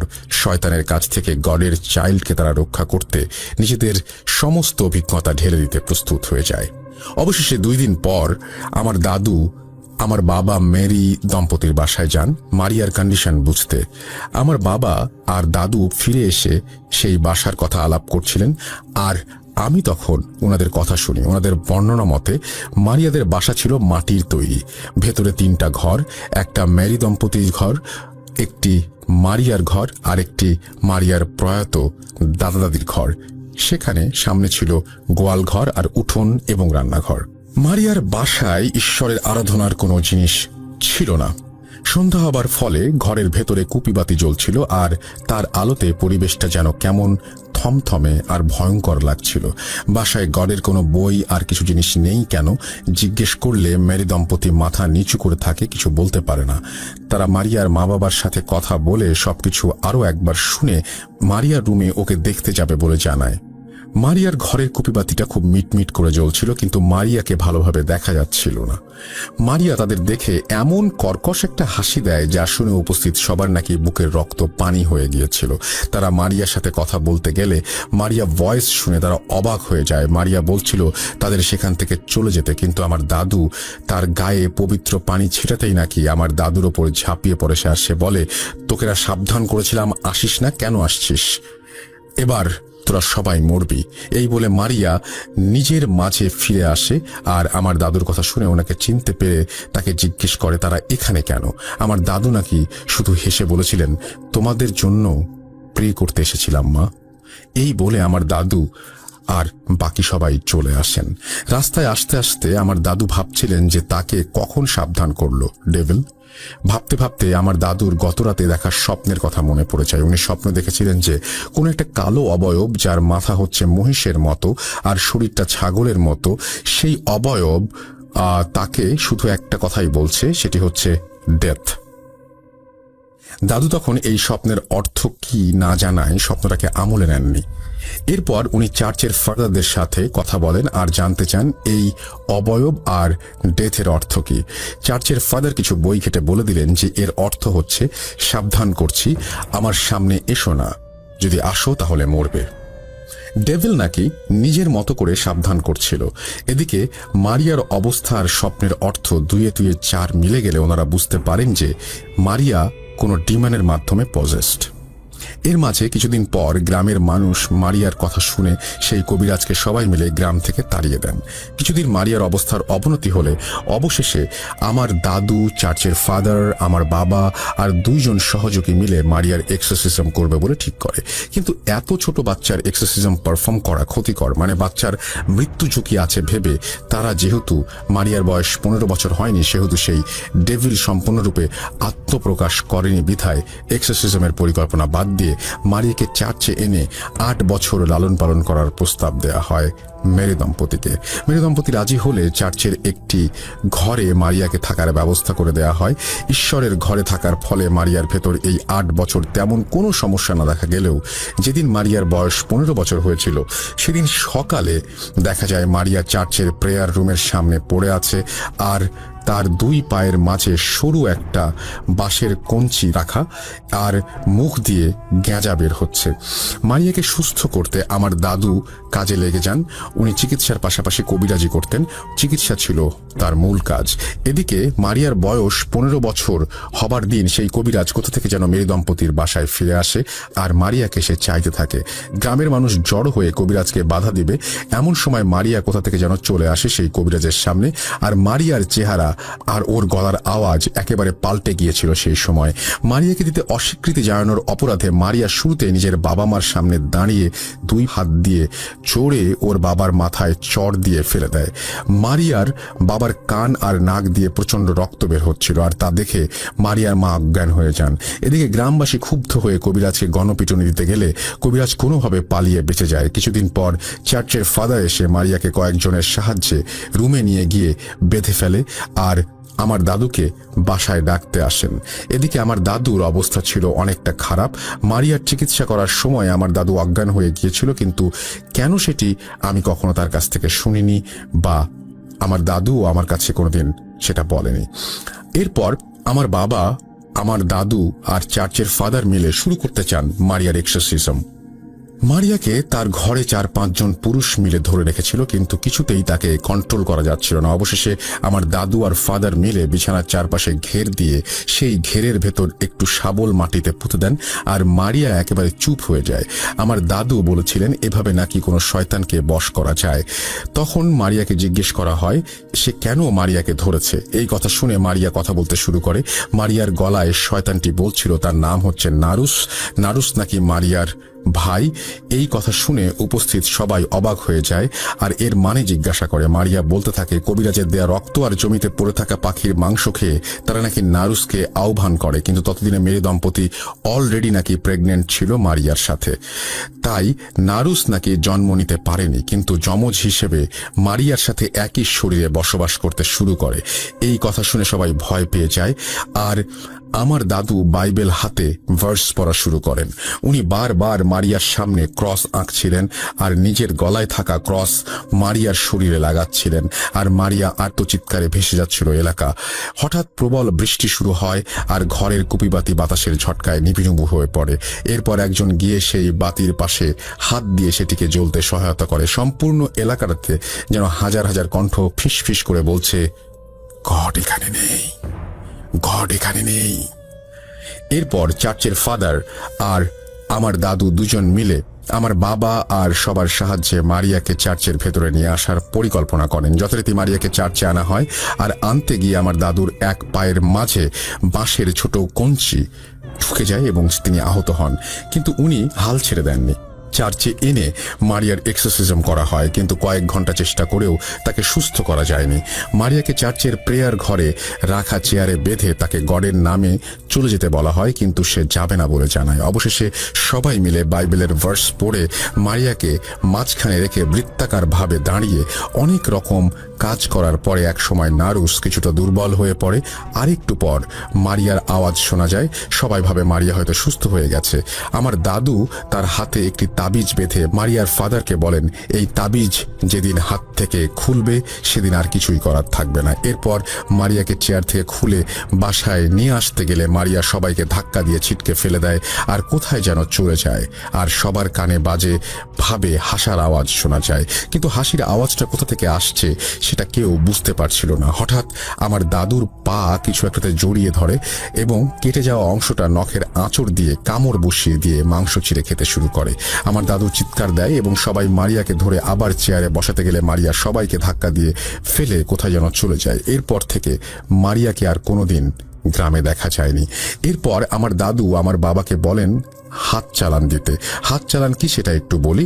দোয়া ও কিছু নির্দিষ্ট কাজের মাধ্যমে মাটিতে হাত দিয়ে ব্ল্যাক ম্যাজিকের কোনো একটা ইনস্ট্রুমেন্ট খুঁজে বের করা, অর্থাৎ কোনো কিছু একটা পড়ে মন্ত্রতন্ত্র পড়ে এটা করা, কারণ যদি হাত চালানে মারিয়াকে পাওয়া যায়। আমার বাবা হাত চালান দিয়ে চার্চ থেকে একটু দূরে একটা জায়গায় অজ্ঞান হয়ে যায়। সেই জায়গা খুঁড়ে একটি মরা পাখি পাওয়া যায়। এরপর সেটিকে চার্চে এনে আগুনে পুড়িয়ে ফেলা হয়, কিন্তু মারিয়াকে আর কখনো খুঁজে পাওয়া যায়নি। লোকমুখে শোনা যায় যে কালো ঘোমটা দিয়ে মারিয়াকে মাঝে মাঝে নাকি গ্রামে দেখা যেত, কিন্তু সেটি মারিয়াই কিনা সে বিষয়ে কেউ সার্টেনলি কিছু বলেনি। মারিয়ার বাবা মারিয়া ওইভাবে মরে যাবার পর থেকে পাগল হয়ে যায় আর রাস্তায় রাস্তায় ঘুরে বেড়াতেন উনি। মারিয়ার মা সবকিছু নিজ চোখে দেখে পাথর হয়ে গিয়েছিলেন। মানুষের বাসায় ভিক্ষা করে খেতেন, কিন্তু কখনো ভিক্ষার জন্য উনি কারো কাছে কিছু চাইতেন না, চুপ করে থাকতেন। আর আমার দাদুর পায়ের অংশে মারিয়ার কামড়ের পর সেই অংশ পৌঁছে গিয়ে 1 মাসের মাঝে আমার দাদুও মারা যান। ডেভিল আমার দাদুকে স্বপ্নে সাবধান করেছিল, কিন্তু দাদু বুঝেননি, তাই আজ উনি আমাদের মাঝে নেই। ডেভিল তার ওয়ার্নিং পূরণ করে দেখিয়েছিল। সাইমন তার দাদু এরিকের মুখে তার দাদু অর্থাৎ এরিকের দাদুর ঘটনা শুনে নাকি এরিক দাদুকে জিজ্ঞাসা করেছিল যে সে কবিরাজি করে কিনা, কারণ সাইমন ছোটবেলা থেকে এই শহরে বড় হয়েছে আর গ্রামে বেশি একটা থাকেনি, তাই তার জানা ছিল না। সাইমনের কথা শুনে তার দাদু এরিক হেসেছিল, কিন্তু কিছু নাকি বলেনি। সাইমনের ঘটনা শেষ হবার পর আমি আর সাইমন দুজনে আবার চা নিয়ে দোকানে বিল পরিশোধ করে চলে আসি। কিন্তু আস্তে আস্তে আমি ভাবছিলাম, একজন দাদুর নিজের দাদুর ঘটনা অর্থাৎ পরদাদুর ঘটনা কিভাবে লিখি। আমি অবশেষে যতটুকু পেরেছি লেখার ট্রাই করে লিখে পাঠিয়ে দিলাম। রাসেল ভাই, ভালো লাগলে পড়ে শোনাবেন। আমার বিশ্বাসের কথা বলে সাইমনের ঘটনাটি আমার অথেন্টিক লেগেছে, আর ইনস্ট্যান্টলি বানিয়ে বানিয়ে আমার মনে হয় না একটানে ওর মতো এইভাবে ঘটনা বানিয়ে বলা সম্ভব। রাসেল ভাই, ভূত.com থেকে আমার জীবনে অনেকের কাছ থেকে অনেকের সাকসেসের ঘটনা আমি শুনেছি। কারো সাহায্য করতে গিয়ে ফেলিয়ারের ঘটনা বেশি একটা শোনা যায় না, তাই আজ আপনাদের সাথে একটি ফেলিয়ারের ঘটনা অর্থাৎ ফেল করেছে এরকম একটা ঘটনা আজকে শেয়ার করলাম। আমি আরেকটি ঘটনা বলতে চাই রাসেল ভাই লিসনারদের উদ্দেশ্যে, সেটি হচ্ছে ঘুরে ঘুরে ঘটনা কালেক্ট করা। আমি ভেবেছিলাম খুব সহজ একটি কাজ, কিন্তু না, কাজটি এতটা সহজ নয়। মাঝে মাঝে এমন কিছু ঘটনা পাই, নিজেই ভাবি এই ঘটনা শুনতে এত দূর এলাম। আমাদের নিজেদেরও ঘটনা যাচাই বাছাই করে তারপর 1-2টা ঘটনা পাঠাবার উপযোগী বলে মনে হয়। আর 2 আগস্ট সাইমনের মুখ থেকে ঘটনাটি শুনে আমি স্টোরির সত্যতা জানতে চাইলে সাইমন আমাকে বলেছিল 11 তারিখ তার মা আসবেন, আমি যেন ভেরিফাই করে নেই। যথারীতি আজকের ঘটনাটি সাইমনের মায়ের কাছ থেকে ভেরিফাই করে নেয়া। ধন্যবাদ রাসেল ভাই ঘটনাটি পড়ে শোনাবার জন্য। সবাইকে ধন্যবাদ ধৈর্য নিয়ে আমার ঘটনাটি শোনার জন্য। ভূত.com দীর্ঘজীবী হোক, সবাই ভালো থাকবেন। আমার কাছে আরো কিছু ঘটনা আছে রাসেল ভাই, আপনি চাইলে সেগুলো শেয়ার করব। আমি সাবিত বলছি ময়মনসিংহ থেকে। আসসালামু আলাইকুম, এটা বলে তারপরে তিনি তার মোবাইল নাম্বার শেয়ার করেছেন। ওয়ালাইকুম সালাম। আপনার এই ঘটনাটিও চমৎকার, থ্যাংক ইউ সো মাচ। আশা করছি আপনাদেরও ভালো লেগেছে। যদি আপনাদের কাছেও এরকম ভয়ঙ্কর ঘটনা থাকে তবে সেগুলো লিখে পাঠান আমাদেরকে, এবং লিখে পাঠাতে হলে যেটা করতে হবে, আমাদের ইমেল অ্যাড্রেসটা আরও একবার মনে করিয়ে দিচ্ছি আপনাদেরকে, এটা মনে রাখতে হবে। আমাদের ইমেল অ্যাড্রেস হচ্ছে russell.booth.com@gmail.com। আপনার নাম, ঠিকানা এবং ফোন নাম্বার সহ আপনার জীবনে ঘটে যাওয়া বা আপনার জানা সেরা ঘটনা লিখে পাঠিয়ে দিন আমাদের কাছে। ঘটনার শুরুতে অবশ্যই উল্লেখ করুন ঘটনাটি আপনি স্টুডিওতে এসে শেয়ার করতে চান, নাকি আপনি চান আপনার ঘটনা আমরা পড়ে শোনাই। যারা দেশের বাইরে রয়েছেন তারা সরাসরি অডিও ক্লিপ পাঠাতে পারেন বা লিখেও পাঠাতে পারেন ঘটনাটি। আমরা চলে যাব আমাদের পরবর্তী ঘটনায়। আমি জিজ্ঞাসা করব না আপনি কেমন আছেন, আমি জানি আপনি সবসময় ভালোর দলে। তো আমি নাম অ্যাড্রেস প্রকাশে অনিচ্ছুক, তাই আপনার নাম প্রকাশ করলাম না। আমার সঙ্গে ঘটে যাওয়া জানি না এটা আসলে ভৌতিক নাকি অন্য কিছু। আমি পেশায় একজন ড্রাইভার, বাস চালক। তো আমি সরাসরি আমার ঘটনায় চলে যাই। সালটা ছিল 2014 সাল। আমার ওই সময় ডিউটি ছিল দিনাজপুর ঢাকা। আমি বাংলাদেশের ভালো এক সুনামধন্য কোম্পানির বাস চালাই। তো আমি ঢাকা যাচ্ছিলাম। তো এলেঙ্গা পার হয়ে আমার সঙ্গে ঘটে যায় এক ঘটনা, সেটাই আপনার সঙ্গে শেয়ার করতেছি। আমি গাড়ি চালাচ্ছিলাম, তো একবার হঠাৎ করে দেখলাম যে আমার রাস্তার এপাশ থেকে ওপাশে একটা সাদা রঙের ছায়া মূর্তি দৌড় দিয়ে পার হয়ে গেল। কিন্তু আমি ওর প্রায় কাছাকাছি ছিলাম। আমি যখন ওইখানে যায় দেখলাম, যখন সে আমার ডাইন সাইডে গেছে, যখন ওইখানে যায় আমি দেখলাম তো ও আমার ডাইন সাইডে ছিল না। তো আমি ভাবলাম যে হয়তোবা এটা আমার চোখের ভুল বা হয়তোবা ঘুম ধরছে, এই কারণে এগুলা হয়তোবা দেখতেছি। তো ওখান থেকেই ওই ঘটনাটা পরপর আমার সঙ্গে 3বার হলো। 3বারই সেম এক জিনিস দেখতে পারলাম, আর 3বারই সেম নাই, ওখান থেকে হাওয়া ও। তো সেদিন আর কোনো কিছু ঘটলো না। চলে আসলাম পরে, আবার পরের দিন বিকালবেলা চলে আসলাম দিনাজপুরে। বাসা গেলাম, বাসা যেয়ে আমি একদম পুরো সুস্থ ছিলাম। বাসা গেলাম, বাসা যেয়ে শুইছি। পরের দিন সকালবেলা অনেক জ্বর ছিল গায়ে। তো এই জ্বর জ্বর জ্বর জ্বর এত ওষুধ খাচ্ছিলাম, জ্বর কোনো কাজে মানে জ্বর কোনো প্রকারেই সারতেই ছিল না। তো একদিন ফ্রেন্ড সার্কেল সবাই মিলে আড্ডা মারতেছিলাম ওই জ্বর অবস্থায়। তো আমি আমার একটা ফ্রেন্ডকে শেয়ার করলাম যে আমি একদিন এই দেখছি, দেখার পর থেকে আমার খুব জ্বর। তো জ্বরটা সারতেছে না, আমার এত ওষুধ খাচ্ছি কোনো কাজেই হচ্ছে না। তো ও বললো যে তাহলে চল, আমার এক চেনা পরিচিত এক হুজুর আছে, ওনার কাছে যাই দেখি যে তোর অবস্থা কি। তো আমি ওর সঙ্গে গেলাম ওইখানে হুজুরের কাছে। যাওয়ার পরে হুজুরকে বললাম, সবকিছু খুলে বললাম। তারপরে হুজুর আমাকে বলল যে তুমি যখন ছোট ছিলা তখন তোমার এক বোন ছিল, যার তোমার মা ওকে দত্তক নিছিল। তো তো বোনটা হয়তোবা সম্ভবত আমার মায়ের কাছে 3 মাস ছিল, থাকার পরে মারা গেছে। তো তারপরে আমার মাকে নাকি বলে ও এরকম ভাবে করতো বা ওই দেখা দিত। তো আমি তো জানতাম না এই বিষয়গুলো। তো পরে আমি পরে বাসা আসলাম, আমার মায়ের কাছে শেয়ার করলাম। শেয়ার করার পরে তারপরে ওই দিনকার রাত্রেবেলা ঘুমাইছি। তো রাত্রেবেলা স্বপ্ন দেখলাম, আমি চিনি না কে ছিল বা মানে আমি কোনোদিনও তাকে দেখি নাই। তো ও স্বপ্নে দেখলাম যে ও আমাকে এসে বলতেছে স্বপ্নে যে আমি তোমার সঙ্গে এরকমটা করছি, বা সেদিন রাস্তায় তুমি আমাকে দেখছো, দেখো আমার কবরটা ওই জায়গায় আছে। আমাদের বাসার পাশে একটা বড় বাগান আছে, ওই বাগানের এক সাইডে কবর দেওয়া হয়েছিল ওকে। তো আমার কবরটা ওইখানে আছে, আমার কবরটা ভাঙ্গে গেছে, বা আমার কবরটাতে কেউ এখন যায় না বা জিয়ারত করে না, আমি অনেক কষ্টে আছি। তো যদি পারো আমার কবরটাকে ভালো করে দিও। বাস এতটুকুই দেখছিলাম। তারপরে আমার তখনও গায়ে জ্বর ছিল। তারপরে আমি নিজে থেকে আমার আম্মুকে বললাম। সবকিছু বলার পরে আমার আম্মু ওটা শোনার পরে আমার আম্মু যায়, আসলেই দেখে যে কবরটা অনেকটা ভাঙ্গে গেছে বা দেখা যাচ্ছে ভিতরে। তো তারপরে কবরটা যখন ঠিক করে দেওয়া হলো, তো মানে একটা সাধারণভাবে কবরটা ঠিক করে দেওয়ার 3 থেকে 3.5 ঘন্টার ভিতরে আমার এত জ্বর, যেখানে আমি 1 মাস ধরে ছুটি করতেছি, গাড়িতে যাইতে পারতেছি না, এত ভালো ভালো ওষুধ খাইলাম, তারপরে কোনো কাজ হচ্ছে না। তো 3 ঘন্টা থেকে 3.5 ঘন্টার ভিতরে আমি পুরা সুস্থ। তো আমার ভূতে ফ্যামে পাঠানো সর্বপ্রথম এটাই ঘটনা। যদি ভালো লাগে প্লে করে শোনাবে। আসসালামু আলাইকুম রাসেল ভাই, আশা করি ভালো আছেন, কেননা আপনি সবসময় ভালো করে থাকেন।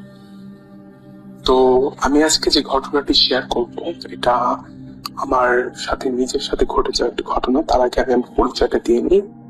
আমি মোহাম্মদ বাহারুল হক রিশাদ, আমি বগুড়ায় থাকি। ইন্টার সেকেন্ড ইয়ারের একজন শিক্ষার্থী হিসেবে বর্তমানে অধ্যয়নরত আছি। তো এটি আমার জীবনের ফার্স্ট ঘটে যাওয়া একটা ঘটনা। জানি না কিভাবে গুছিয়ে বলতে পারবো কিনা, তবুও রাসেল ভাই যদি না গুছিয়ে বলতে পারি ক্ষমার দৃষ্টিতে দেখবে। তো যাই হোক, কথা না বাড়িয়ে আমি আমার ঘটনায় চলে যাচ্ছি। ঘটনাটি বেসিক্যালি আমার নিজের সাথে ঘটে যাওয়া একটি ঘটনা। ঘটনাটি গ্রামের বাড়িতে, আমার নিজের নানুর বাড়িতে ঘটে যাওয়া একটি ঘটনা। ঘটনাটি আজ থেকে 2 বছর আগে, যখন আমি গ্রীষ্মের ছুটিতে গ্রামের বাড়িতে বেড়াতে যাই, সেই সময়ে একটি ঘটনা। তো ঘটনাটি আমাদের গ্রামের বাড়ি বর্ণনাটাকে দিয়ে নিই। আমার গ্রামের বাড়িটি হচ্ছে 3টি রুম, সাথে একটি বড় উঠান, এবং উঠানের 2 পাশে এক সাইডে রান্নাঘর। এবং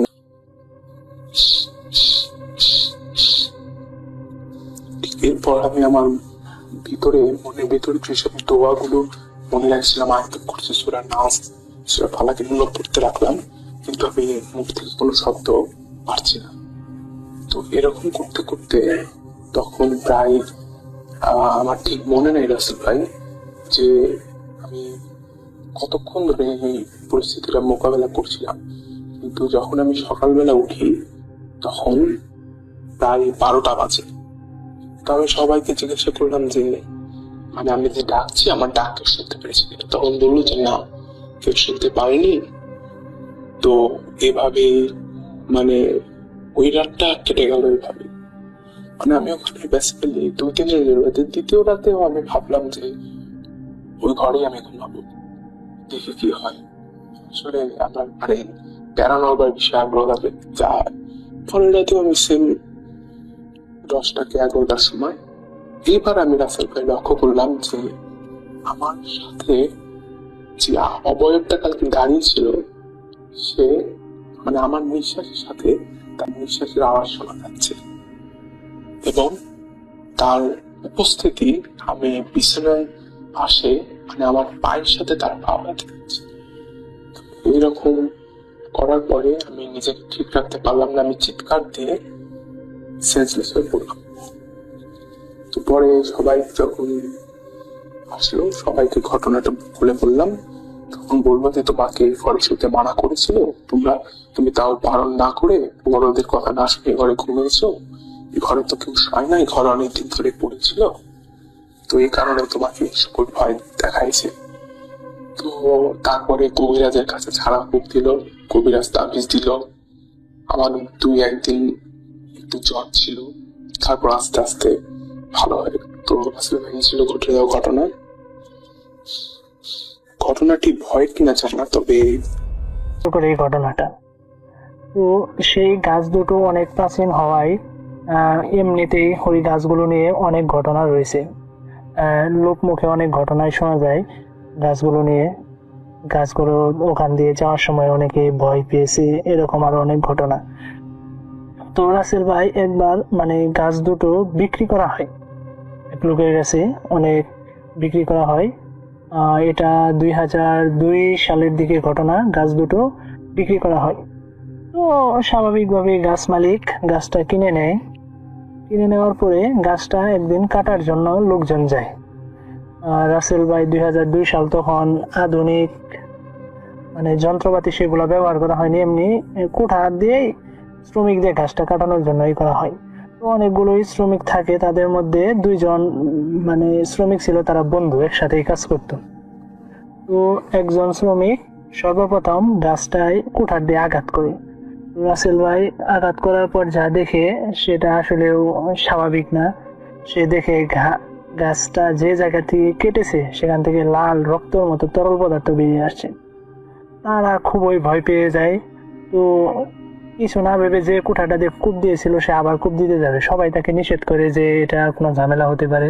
সে বলে না, কোনো সমস্যা না। সে আবার সেই কুঠার দিয়ে গাছে আঘাত করে। কিন্তু রাসেল ভাই পরের বারও সে আবার একই কাহিনী ঘটে, রক্তর মতো তরল পদার্থ, মানে মোটামুটি রক্তই এরকমই বেরিয়ে আসে। তো সবাই খুব ভয় পেয়ে যায়। তারা ভাবে যে না, তারা সেখানে কাজ করতে পারবে না। মালিক তাদের খুব বুঝিয়ে বলে, কিন্তু কোনোভাবেই তারা শ্রমিকগুলোকে রাজি করাতে পারে না সেই গাছটা কাটার জন্য। তো সেদিনের মতো কাজ বন্ধ করে সবাই বাড়ি চলে যায়। তো যে কুঠার দিয়ে গাছটায় আঘাত করেছিল রাসেল ভাই, সম্ভবত সে খুব ভয় পায়। রাতে সে যেদিন বাসায় খাওয়া দাওয়া করে ঘুমায়, সে রাতে একটা অদ্ভুত স্বপ্ন দেখে সে গাছ থেকে একজন লোক, অনেক লম্বা, 7 ফুটের মতো লম্বা লোক, সে গাছে থেকে বলছে যে কাজটা তুই ভালো করলি না, এটা আমাদের বসবাসের জায়গা, তোর এটা করা উচিত হলো না। সে দেখে ঘুম ভেঙে যায়, খুব ভয় পায়। পরে রাসেল ভাই তার খুব জ্বর আসে, ডাক্তারের ওষুধ খায়, কিন্তু পরের দিনই লোকটা অস্বাভাবিকভাবে মারা যায়। মানে হালকা জ্বর ছিল কিন্তু কোনো কারণ ছাড়া এমনিতেই লোকটা মারা যায়। লোকটার বয়সও বেশি ছিল না, রাসেল ভাই 35, মানে মোটামুটি অস্বাভাবিক মৃত্যুর মতোই হয়, কোনো কারণ ছিল না। তো এই ঘটনার পর রাসেল ভাই গাছ কাটার এই সিদ্ধান্ত, এটা পুরাটাই চেঞ্জ হয়ে যায়। মানে যে মালিক গাছ কাটার জন্য টাকা দিয়েছিল সে টাকা ফিরিয়ে নেয়। সে বলে না, এইভাবে পারবে না। সবাই ভয় পেয়ে যায় এবং কি সেই কাজটা শেষ হয়ে যায়। তো রাসেল ভাই ওই যে শ্রমিক ছিল 2 জন বন্ধু, তার একজন বন্ধু তো মারাই যায়। তো সবকিছু স্বাভাবিকই চলছিল, গাছ কাটা ওটা বন্ধই। তো একদিন ওই শ্রমিক যে মারা গিয়েছিল তার বন্ধু রাত্রে বাজার করে ফিরছিল। তো বাজার করে ফেরার পথে মেন রোড থেকে যখন নামে মন্দিরটার সাইড দিয়ে যাচ্ছিল, তখন হঠাৎ করে দেখে পিছ থেকে একটা লোক আসছে। লোকটা রাসেল ভাই স্বাভাবিক ধরনের একটা সাদা পাঞ্জাবি টাইপের পরা, কিন্তু সে চিনল না, সে তাকে চিনতে পারছিল না। সে বলে যে ভাই কোন দিকে যাবেন? সে বলে এইদিকে। বলে আমি ওই দিকেই যাবো, চলেন দুজন একসাথে। তারা দুইজন হাঁটতে হাঁটতে যাচ্ছিল। হঠাৎ যখন সেই গাছটার দিকে আসে রাসেল ভাই, তারা প্রথমে ওই লোকটা কথা বলার শব্দ শুনতে পাই, কারা কথা বলছে। সে তার পাশের লোকটাকে বলে, অপরিচিত লোকটাকে, যে ভাই আপনি কোনো কথাবার্তা শুনতে পাচ্ছেন? সে বলে কই না তো। সে আর একটু এগুতে বলে না, আবার কথা শুনতে পাচ্ছি, যে মনে হয় কেউ যেন গাছের পাশ থেকে কথা বলছে। তো তার হাতে রাসেল ভাই 3 ব্যাটারির একটা টর্চ ছিল। সে টর্চটা চালু করার পরে হঠাৎই তার টর্চটা ওই বট গাছের কিছুটা উপরের দিকে ওঠে। সে দেখে যে গাছে বেশ কয়েকজন লোক বসে আছে, ওই পাঞ্জাবি টাইপের পরা, এবং তা কি যেন কথা বলছে। তো সে একটু মনোযোগ দিতে শুনতে পায় তাদের মধ্যে একজন বলছে যে দেখ দেখ, এই লোকটাও ছিল সেদিন আমাদের বাসা ভাঙতে এসেছিল সেই গাছটা কাটার জন্য। রাসেল ভাই, এই লোকটাও ছিল, একে আজকে ধর আমাদের ওখানে নিয়ে যায়। তো সে এটা শুনে রাসেল ভাই খুব ভয় পায়। এবং এদের একটা অবাক করা বিষয়, রাসেল ভাই ওই লোকগুলোর মধ্যে একজনকে তার খুব চেনা চেনা লাগছিল, একজনকে মনে হচ্ছিল সে চিনে। তার মনে হয় যে ওই লোকগুলোর মধ্যে একজন যে তার সাথে আসছিল তার চেহারার মতো হুবহু মিল। এতক্ষণ সে খেয়াল করে না যে তার পাশের লোকটি কোথায়। হঠাৎ সে তার লাইটটা পাশে মারতে দেখে যে তার সাথে লোকটা নেই। কয়েক মুহূর্তের মধ্যে লোকটা গায়েব। রাসেল ভাই মন্দিরের পাশে যে যাচ্ছিল, গাছ দুটা ছিল 2 সাইডে, একটা মন্দিরের ভিতরে আর একটা রাস্তার সাইডে। তো সেখান থেকে এত কম সময়ের মধ্যে কারো উদয় হয়ে যাওয়া সম্ভব না, কারণ সাইডে ফাঁকা মাটি ছিল। তো সে খুব অবাক হয়ে যায় এবং দেখে যে ছায়ামূর্তিগুলো হাওয়ায় ভেসে তার দিকে যেন এগিয়ে আসছে আর বিকট সুরে হাসি দিচ্ছে। এটা দেখে রাসেল ভাই সে খুব ভয় পায় এবং প্রচন্ড দ্রুত গতিতে সে সেখান থেকে পালিয়ে যায় এবং তার বাড়ির উঠোনে গিয়ে চিৎকার দিয়ে অজ্ঞান হয়ে পড়ে যায়। তো আর পরিবারের সবাই বেরিয়ে আসে। তো সকালবেলা সে নিজেকে আবিষ্কার করে তার হসপিটালে, সবাই তার চারপাশ দিয়ে ঘুরে আসে। সবাই তাকে বলে যে সে একদিন এরকম সেন্সলেস অবস্থায় ছিল। তো সবাই তখন সুস্থ হওয়ার পরে ঘটনা জানতে চায়, তবে সে সবাইকে ঘটনা খুলে বলে। তো সবাই তাকে ইমাম সাহেবের কাছে নিয়ে যায়। ইমাম সাহেব তাকে ঝাড়ফুঁক করে দোয়া দরুদ করে এসব আমল করতে বলেন যে ইনশাল্লাহ কোনো সমস্যা হবে না। রাসেল ভাই এভাবে কিছুদিন ভালোই যাচ্ছিল। তো হঠাৎ একদিন সে তার রুমে ঘুমাচ্ছিল। হঠাৎ তার ঘুম ভাঙিয়ে তার স্ত্রীটাকে ডাকছে, বলে চলো বাইরে দেবো একটু দাঁড়ানোর জন্য। সে বিছানা থেকে অমনি উঠে চলে যায়, কোনো দিক না ভেবেই স্বাভাবিকভাবে। তার স্ত্রী যথারীতি, রাসেল ভাই গ্রামের টয়লেট গুলো সাধারণত বাড়ি থেকে একটু বাইরের দিকে হয়, ভিতরের দিকে। তার টয়লেটটি ছিল বাজারের ভিতরে। সে যায়, তার স্ত্রী ভিতরে যায়, সে বাইরে অনেকক্ষণ যাবৎ দাঁড়িয়ে আছে, কিন্তু তার স্ত্রী আসে না। সে অনেকক্ষণ দাঁড়িয়ে থাকে, বলে কি ব্যাপার, আসছে না কেন? এক পর্যায়ে সে রেগে যায়। রেগে গিয়ে যখনই সে টয়লেটে নক করতে যাবে, দেখে দরজা খোলা। সে খুব অবাক হয়ে যায়, দরজা খোলা, সে বের হওয়া হয় নাই, সে ওখানে দাঁড়িয়ে আছে। তো সে দরজাটা ভালো করে দেখে ভিতরে কেউ নাই। তখন সে খুব ভয় পেয়ে যায়।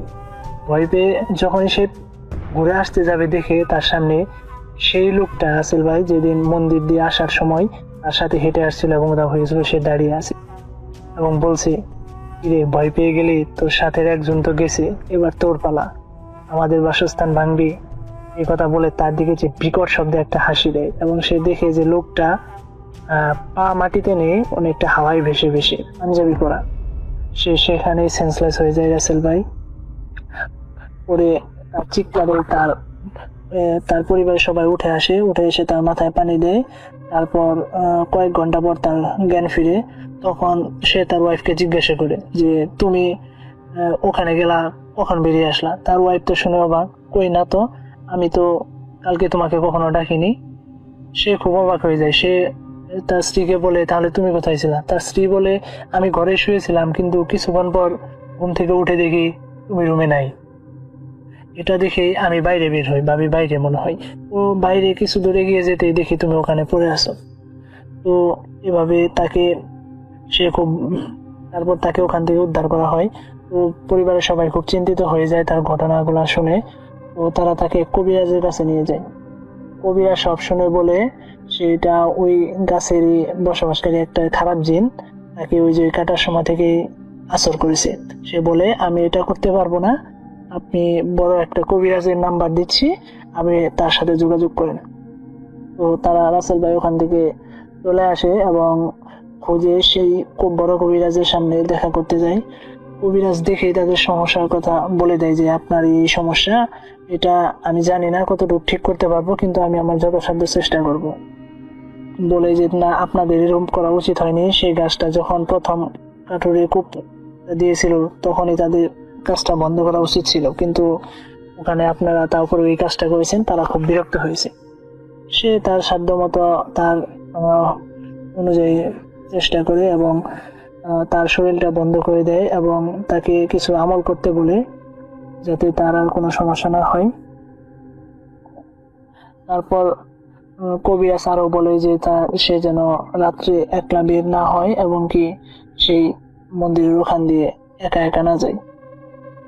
তো রাসেল ভাই তারপর তারা ওখান থেকে চলে আসার পরে মোটামুটি ভালোই এই কাটায়। তারপর আর তার তেমন কোনো সমস্যা হয়নি।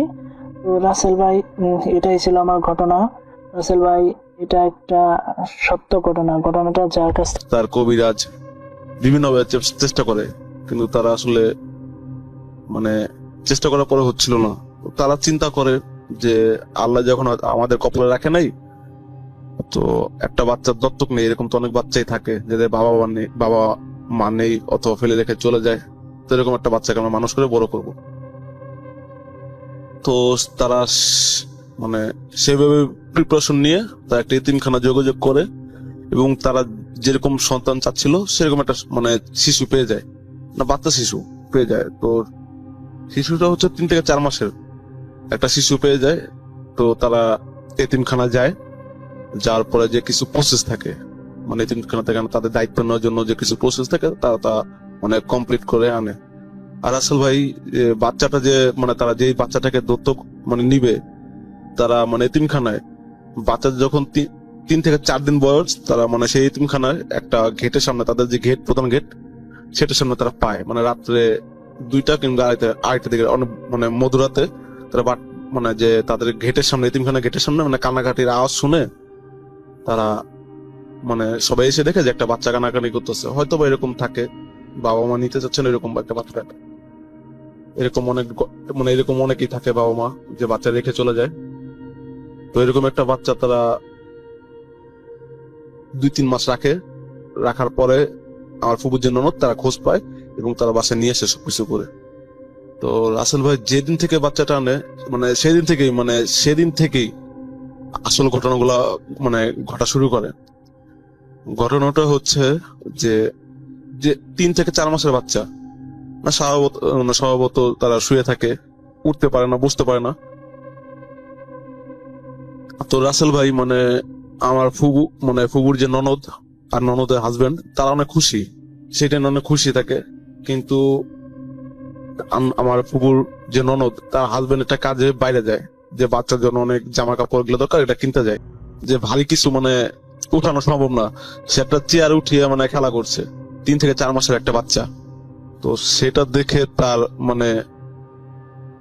মানে ফুবুর যে ননদ সে আসলে প্রচন্ড ভয় পায় এবং প্রচন্ড ভয় পেয়ে সে তার রুমের দরজা খুলে পাশের রুমের আশেপাশের লোক ডেকে এনে বলে যে এরকম বাচ্চা কিন্তু তখন সাথেই আছে, মানে বাচ্চা শুয়ে আছে, তখন এরকম চলাফেরা করতেছিল না, কিন্তু বাচ্চার সাথে শুয়ে আছে। তো বলা হয়তো বা মনের ভুল, মানে প্রথম কোনো মানে বাচ্চা শিশুকে নিয়ে এরকম তার আছে যেন মনে মানে একটা হয়তো ভুল একটা কাজ করতেছে, ভুল কিছু কাজ করতেছে। তো ফুবু যে ননদ, সে মানে আর কোনো রিস্ক না নিয়ে একটা হুজুরকে আনতে চায়। তো সেদিনও মানে ফুবুর যে ননদ, সে বাইরে থাকে। তো ফুবুর ননদ তার হাজবেন্ডকে বলে দিয়েছে যে মানে একটা হুজুরকে ডেকে না একটু মানে একটু দেখাইতে, কোনো যদি সমস্যা হয়ে থাকে, বাসা যদি কোনো সমস্যা থাকে, শিশু বাচ্চা হয়তো বা কোনো কিছুর আসর অথবা নজর পড়তে পারে। তো সেই জন্য আসলে তার হাজবেন্ড আসার সময় একটা হুজুর আনে। হুজুর আনার পর মানে সে গেট খুলতে যায়, যে আমার ফুবুর ননদ, সে গেট খুলতে যায় যে কে আসলো। মানে যখন হুজুরটা যখন রুমে ঢুকে, তখন থেকে রাসেল ভাই মানে ওই বাচ্চা শিশুকে যে একটু আগে ঘুম পাড়িয়ে রাখছে তাকে আর খুঁজে পাওয়া যাচ্ছে না রুমের মধ্য থেকে। তো হুজুর বিষয়টা বুঝতে পারে, বিষয়টা বুঝতে পেরে মানে আর কিছু বলে না, সে চলে যায় দোয়া দুরুদ পরে মানে পানি ছিটা দিয়ে চলে যায়, বলে যেটা সমস্যা না, হয়তো বা এরকম সমস্যা হইতে পারে। তো রাসেল ভাই তারপর থেকে মনে করেন আরো ভয়ানক ঘটনা ঘটতে থাকে। যেমন শুধু তাকে স্বপ্ন দেখায় যে তোমাকে আমি মা ভাবছিলাম, তুমি আমাকে এটা কি করলা, তুমি হুজুর আনলা কেন, আমি তো তোমার কোনো ক্ষতি করি নেই। তো রাসেল ভাই যে হুজুর আনছিল মানে সে বলে গেছে যে আপনাদের কোনো ক্ষতি করবে না, হয়তো বা সে আপনাদেরকে খুব পছন্দ করছে, অথবা আপনাদের কোনো জিন মানে কোনো আপনাদের কোনো বাচ্চাও ছিল না, সেই জন্য সেই বাচ্চাটা দোলনার মধ্যে মানে বসে দোল খাচ্ছে, আর দোলনাটা অটোমেটিক মানে নাড়াচাড়া করতেছে, মানে কেউ নাড়া দিচ্ছে আর বাচ্চাটার সাথে খেলাধুলা করতেছে, মানে খেলা করতেছে। বাচ্চাটা মানে বাচ্চাটা হাসি খুশি, তো তেমন কোনো মানে ক্ষতি হয় না। তো রাসেল ভাই যেই ফুবুর ননদ, তাকে মাঝে মাঝে স্বপ্ন দেখায় যে দেখো তোমাকে আমি মা বলে জানি, তুমি আমাকে মা মানে সন্তান হিসেবে নিয়ে গেছিলা, তুমি আর এরকম কিছু করো না যেটাতে আমি আর দূরে চলে যাই, এটা আমার বোন মনে করে আমি ওর সাথে খেলি। আর দয়া করে কবিরাজ অথবা যে এরকম এনে আমাকে দূরে পাঠায় দিও না আমাকে, আমি আমার বোনের কোনো ক্ষতি করব না, আমি আমার বোনের পাশে আছি, প্লিজ আমাকে আর দূরে সরা রেখো না। আমি তোমাদের সামনে হয়তো বাসবো না, কিন্তু আমাকে দূরে সরা রেখো না, এটা আমার বোন। আর বোন মনে করে আমি মানে খেলি, ওর সাথে আসি, ওর সাথে দেখা করি, কিন্তু তোমরা মানে আমাকে ভাই বোনের মধ্যে মানে আর কোনো মানে দূরে সরা রেখেও না, এরকম একটা কিছু স্বপ্ন দেখায়। তো কবিরাজ, তারা অনেক কবিরাজ দেখায়, এরপরে অনেক কবিরাজ দেখায়, কিন্তু রাসেল ভাই কোন কবিরাজের সমাধান মানে দিতে পারছিল না। তো লাস্ট একটা কবিরাজ আছে যে উনি আসে মানে বলে যে দেখেন আসলে মনে একটা টাইম নেয়, কবিরাজ একটা টাইম নেয় যে আমাকে 2 দিন সময় দেন, আমি হাজির করে আমি মানে আপনাদেরকে সবকিছু জেনে আপনাকে জানাচ্ছি। তো রাসেল ভাই 2 দিন পর সেই কবিরাজটা মানে যে ফুবুর ননদ, সেই ননদের কাছে আসে, মানে ননদ আর ননদের হাজবেন্ড ওনার কাছে আসে বলে যে আসলে আপনাদের কোনো ভয় নাই, মানে আপনাদের সাথে যেরকম মানে ঘটনা ঘটে গেছে মানে সেটা আল্লাহ হয়তো চাইছিল এইভাবেই হবে এইভাবে হইতেছে, আর আপনারা এটা নিয়ে একটু বেশি কোনো ঘাটাঘাটি করেন না, আর ওদের মানে ভাই বোনের মধ্যেই থাকতে দেন, আপনার কোনো ক্ষতি করবে না। তো রাসেল ভাই এইটাই ছিল ঘটনা। আর রাসেল ভাই সেই বাচ্চাটার এখন মোটামুটি 3